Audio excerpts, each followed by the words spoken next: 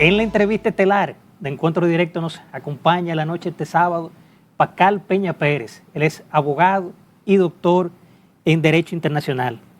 Pacal, bienvenido a tu estreno en Encuentro Directo. Muchísimas gracias, para mí un honor estar aquí con ustedes. Para nosotros recibirle. Gracias, gracias.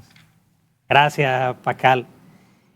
Haciendo una panorámica y evaluando al presidente Donald Trump, que básicamente ha entrado duro con el tema económico, el impuesto a los aranceles, desde el punto legal, con órdenes ejecutivas a jueces federales.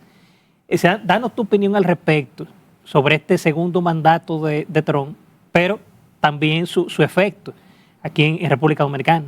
Mira, en la actualidad el mundo se encuentra en un momento convulso. Y cuando hablo de un momento convulso es porque las decisiones que se tomen desde Estados Unidos son decisiones que están afectando al mundo completo.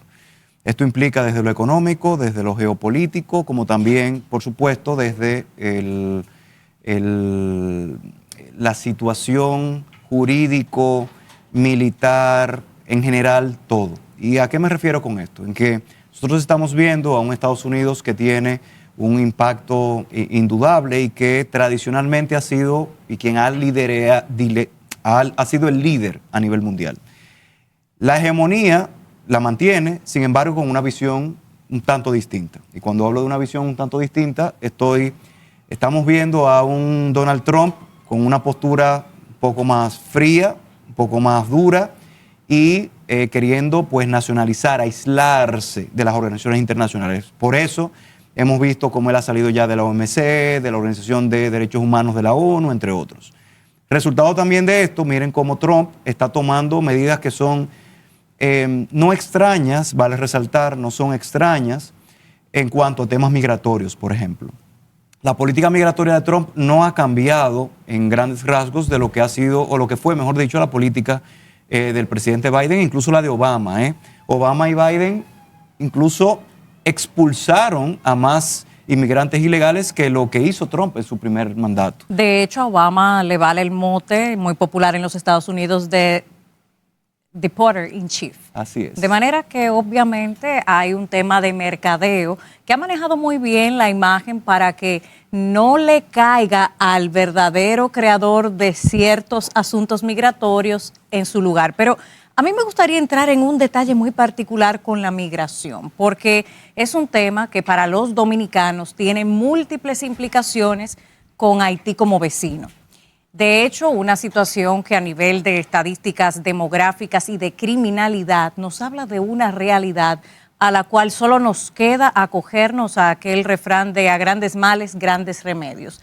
¿Qué entiende usted, doctor, que con las legislaciones que tenemos vigentes en materia migratoria y obviamente conforme a la Constitución como tal, se puede hacer en República Dominicana para que verdaderamente se ajuste el control de la efectividad de esas leyes y no sigamos con la tendencia que ya es todo un patrón muy claro demográfico de mayores cantidades de partos de haitianas versus las dominicanas, así como también hemos visto esta semana la noticia de que anyway prácticamente el negocio de los motoconchos y transporte público está en manos de haitianos. Y ese es el modelo que se está reproduciendo a nivel nacional.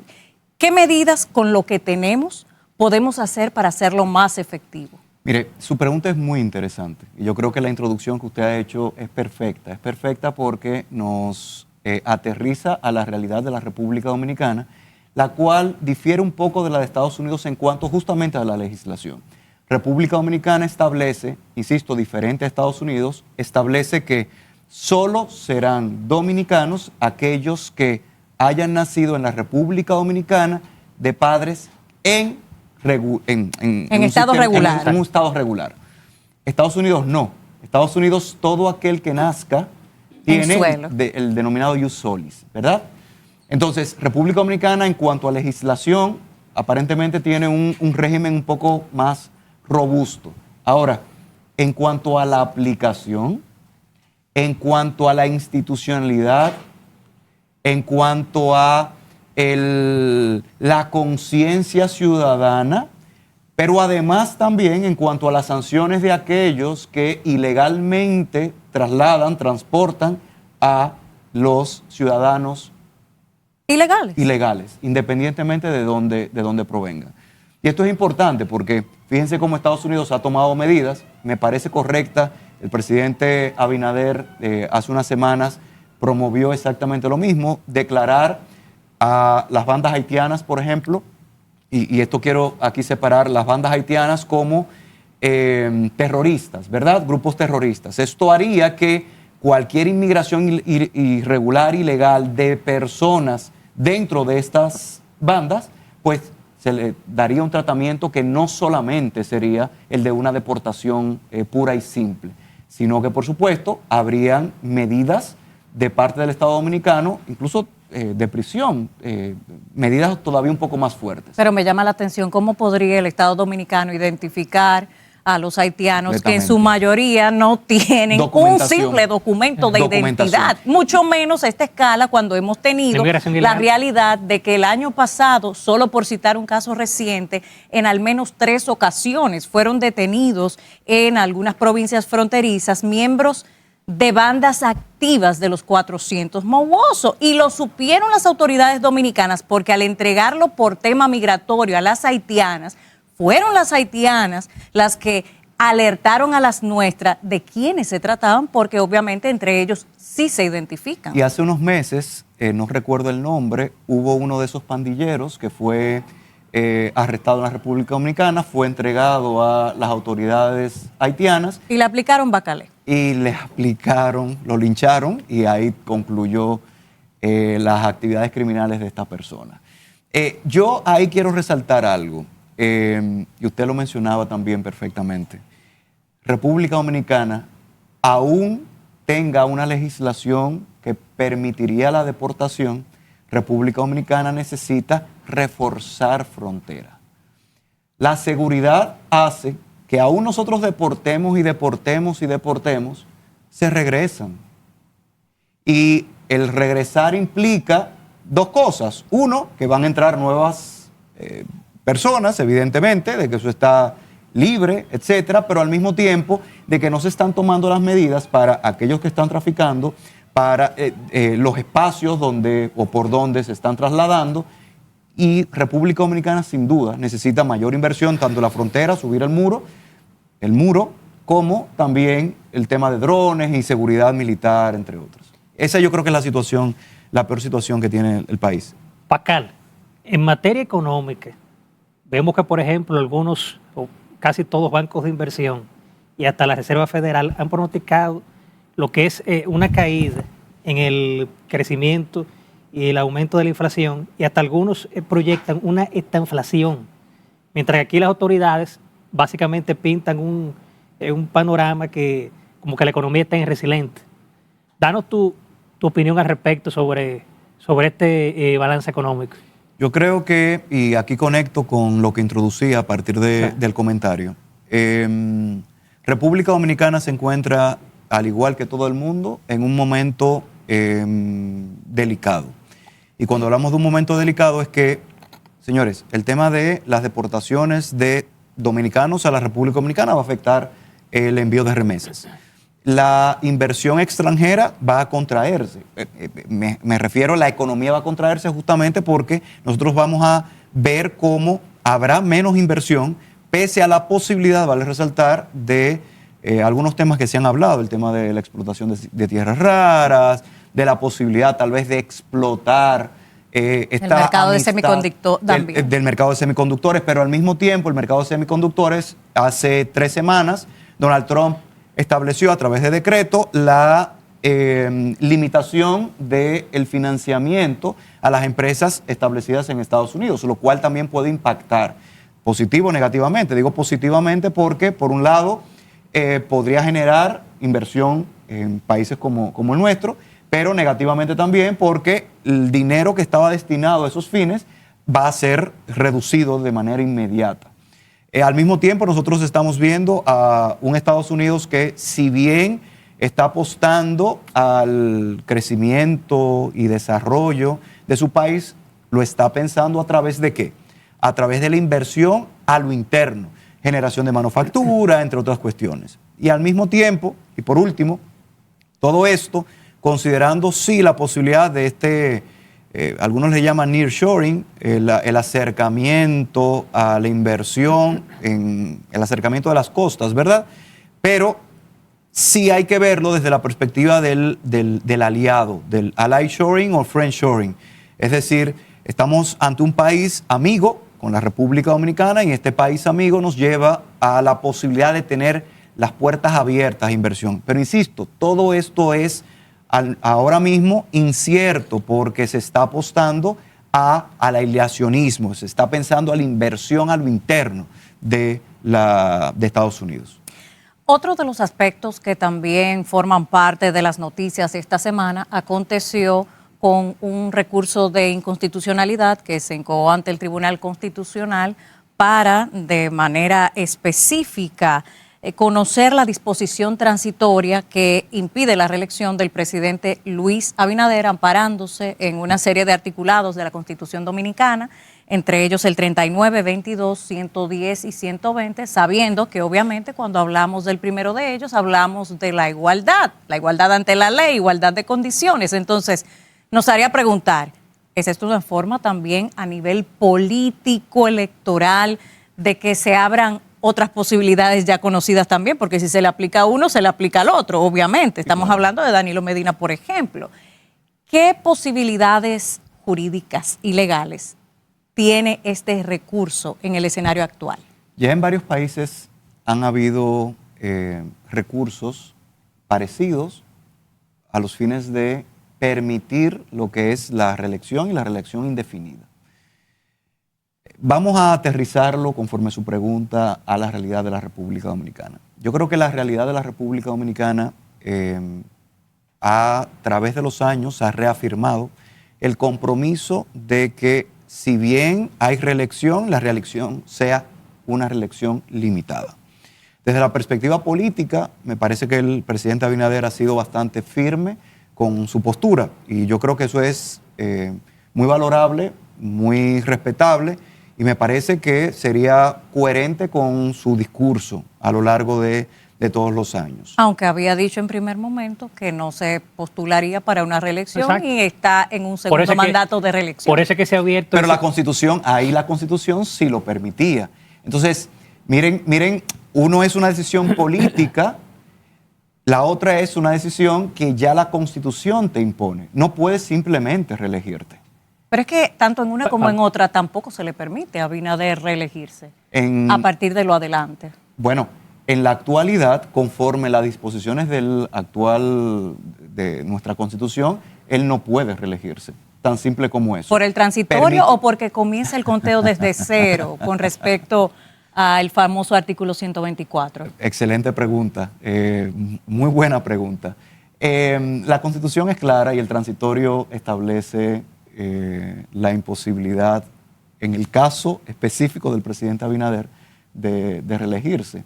Yo creo que hay, y él lo estableció también en la motivación que llevaba a la modificación de la Constitución, establecía que además de la prohibición a la reelección por más de 2 periodos, ¿verdad? Ese transitorio garantizaba que él no lo iba a hacer. Entonces, cualquier futura modificación implicaría las 2 disposiciones, la de la reelección limitada como la del transitorio. Recordemos que hay una prohibición que simplemente ha sido reforzada por ese transitorio con respecto al presidente Abinader. Reforzada en el Congreso. Pacal, con tu permiso. Pacal, con tu permiso y los amables televidentes, nos vamos a una pausa comercial y en breve volvemos con la entrevista estelar de Encuentro Directo.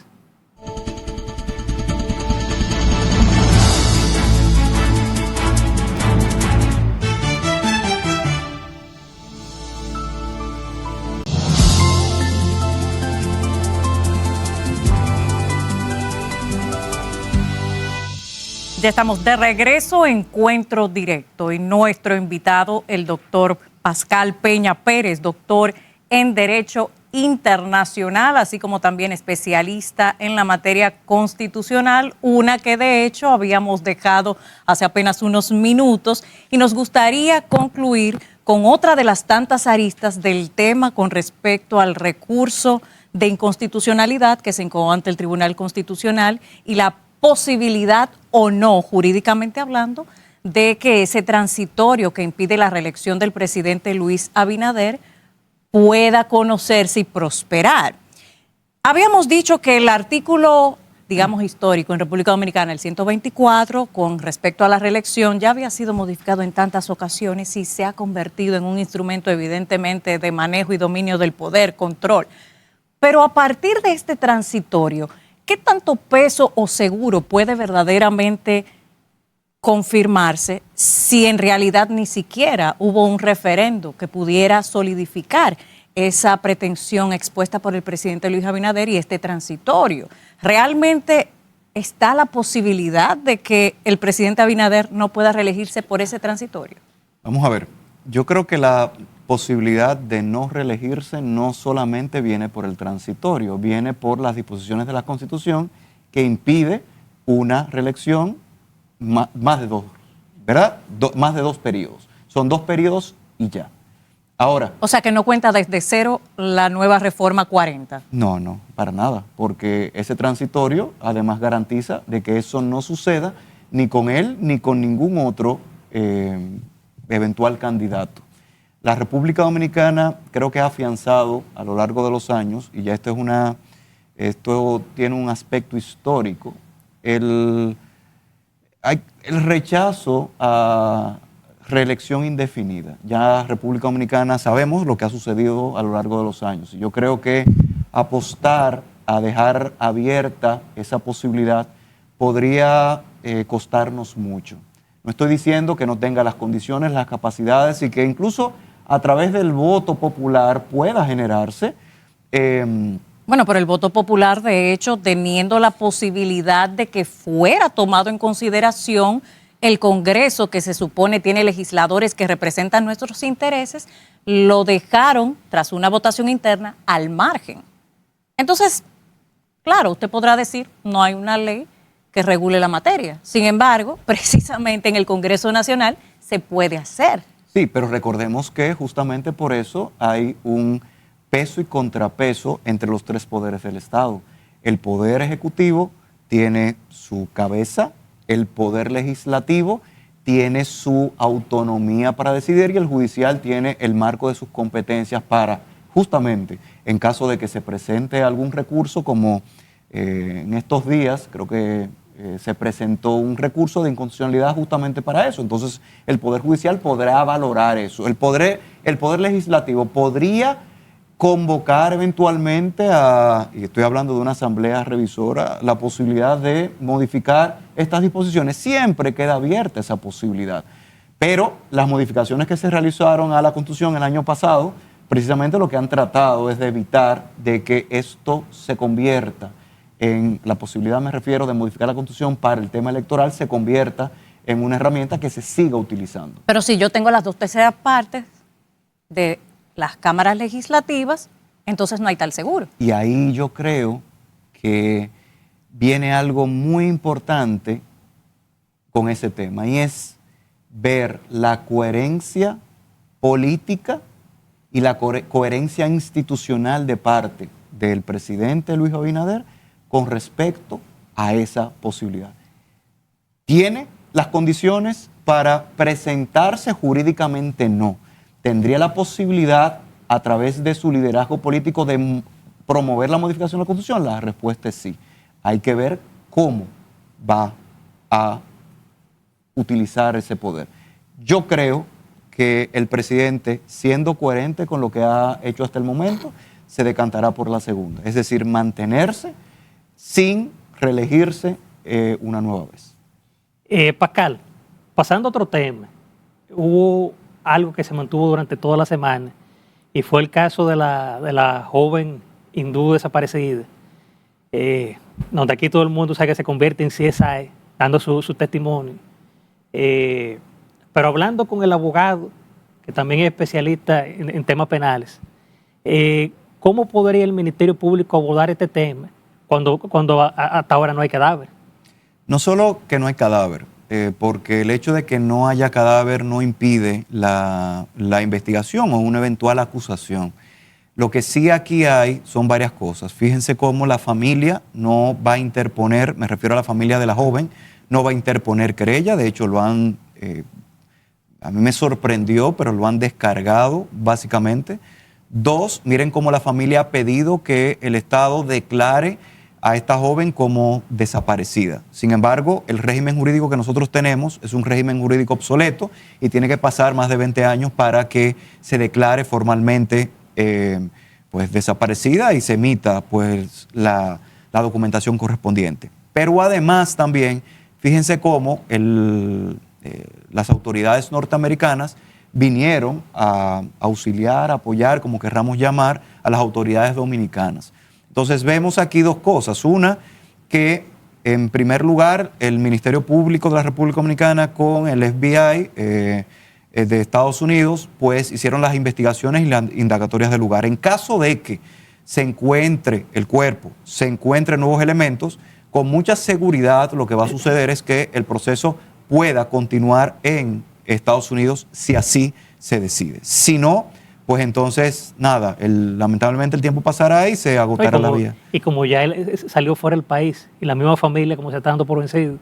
Sí, pero los hechos se cometieron aquí, sí, claro. Y República Dominicana podría, ante una situación como esa, pues eventualmente solicitar, realizar las indagatorias del lugar y presentar la acusación. Pero como la familia vive en Estados Unidos, creo que es Pittsburgh, o la universidad a la que pertenecía, era Pittsburgh. No me queda claro si los padres viven en Estados Unidos o son indios. Sí, son de origen indio, ajá, residen en Virginia, Estados Unidos, y la chica estudiaba entonces, en la Universidad de Pittsburgh. Cualquier proceso ya entonces se realizaría a través de las instituciones norteamericanas. Porque de hecho, por ejemplo, en el condado que ellos residen, que forma parte de Virginia, para declarar a una persona desaparecida como fallecida tienen que transcurrir 7 años, aunque es muy diferente en el caso de la República Dominicana, claro, que es donde ha sucedido el hecho, y no solo que no hay un cuerpo, sino que tampoco hay ninguna pista. Y ese es justamente el problema. No hay ninguna pista, entonces evidentemente tal vez se puede partir de una presunción de desaparición con todas las implicaciones que tiene, pero la ley que aplica va a ser la de la República Dominicana. No va a ser la de Estados Unidos en esa materia. Y resultado de eso se tiene que esperar, lamentablemente, los 20 años para emitir incluso el acta correspondiente. En otro tema y muy vinculado a alguna de las materias tratadas en nuestro primer bloque, el tema migratorio y de nacionalidad, que en República Dominicana se entremezclan peligrosamente. Vamos al punto del jus sanguinis que usted había mencionado, porque a diferencia tal vez de los Estados Unidos que tiene el jus solis, nosotros, igual que en Haití también, tenemos el jus sanguinis por sangre. ¿Qué hace realmente, doctor, que entremos en una campaña de descrédito internacional la República Dominicana por supuesta apatridia, cuando en realidad tanto Haití como República Dominicana tienen una constitución basada en los mismos principios y que no deja lugar a dudas de que hijos de haitianos son haitianos sin importar el lugar en donde nazcan? Quiero saber a qué se debe que se pueda festinar campañas de descrédito sobre una materia que está sumamente clara y ahí mismo vincularlo a la reciente visita de alto perfil con la ACNUR y la Dirección General de Migración para supuestamente, cito, revisar procedimientos para refugio, siempre aplicando las normas vigentes. Ninguna de las normas vigentes han hecho cambios en esta materia y queremos saber entonces cómo se entremezclan estos temas. Claro, y buenísima la pregunta.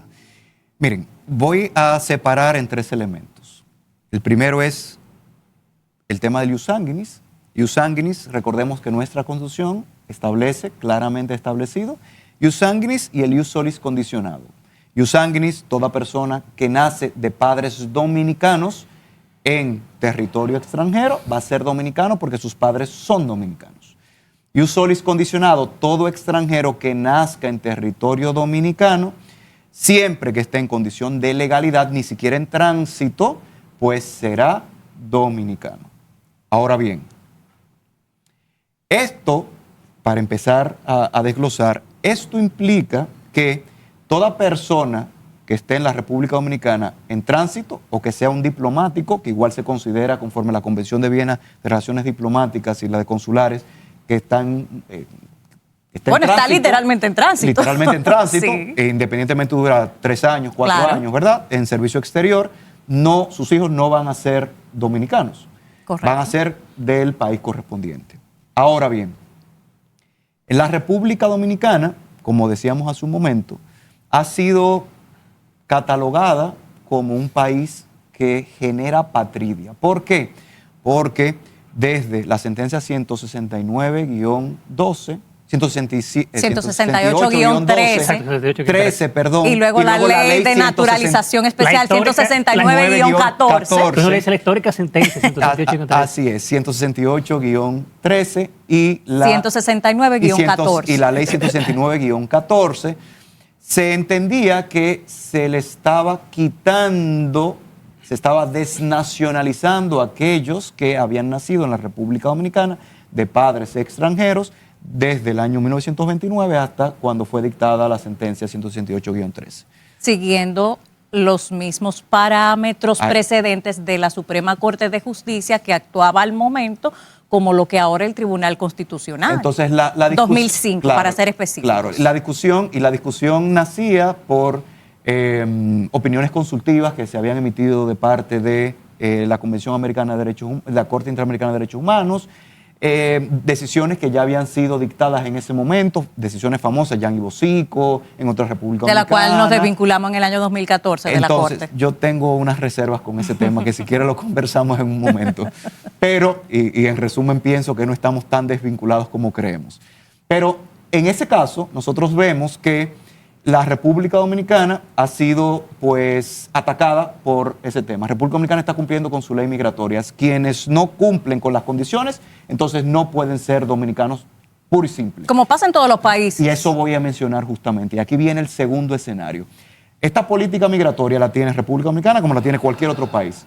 Solamente veamos Estados Unidos. La posibilidad de deportar, sí se debe garantizar un procedimiento de deportación. Y si hay críticas con el respecto a la deportación masiva, pero hay la posibilidad de hacerlo. Entonces, República Dominicana, y aquí viene el tercer punto, lo que no ha tenido, a mi parecer, durante décadas, es un discurso coherente y una adecuada política comunicacional. Creo que ha mejorado, debo reconocerlo, pero lamentablemente ha sido vapuleada y atacada en comparación con otros países, los diplomáticos haitianos, por ejemplo, que sí han sabido granjear el tema. Pacal, muchas gracias, hermano, por la participación. Gracias a ti, gracias a ustedes por la invitación. Me encanta, espero que me puedan volver a invitar, Sí, claro, para seguir hablando y debatiendo de estos temas que quedaron en el aire. Gracias. Gracias. Muchísimas gracias por compartir con nosotros. Quedan pendientes muchos temas, prometemos traerlo pronto, Por ¿verdad, favor. Ramón? Claro. Porque estos temas hay que tratarlos. Bien, amables televidentes, nos vamos a una pausa comercial y en breve volvemos ya a la rectica final de Encuentro Directo.